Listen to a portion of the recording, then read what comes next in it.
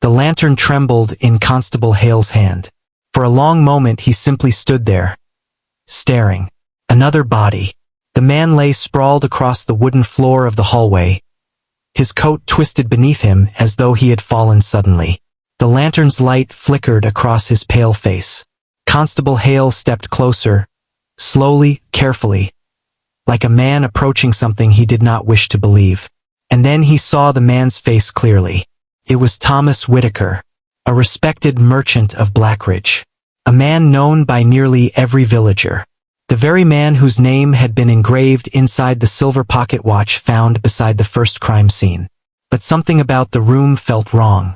The chair near the table had been knocked over.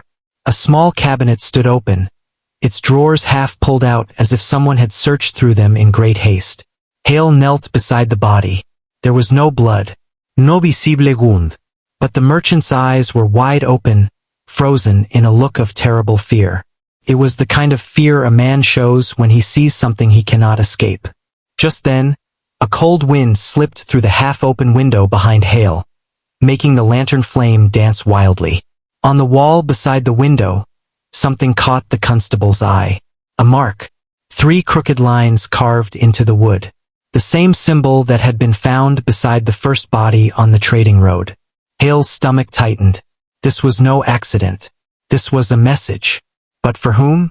He stood and looked around the dim room once more. And that was when he noticed something else. Mud. Fresh mud tracked across the wooden floorboards. Footprints leading away from the body, straight toward the back door. Hale moved quickly now, pushing the door open and stepping outside. The cold night air rushed over him.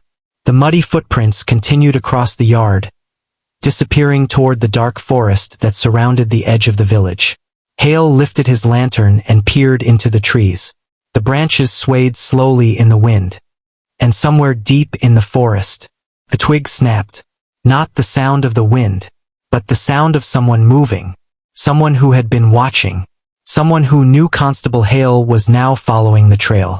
And in that moment, Hale realized something chilling. The killer had not run far. The killer was still out there, watching from the darkness. If you're following the mystery of Blackridge, make sure to like the video, subscribe to the channel, and tell me in the comments, who do you think the killer is? Because in part 7, the trail into the forest will reveal a secret the village has hidden for years.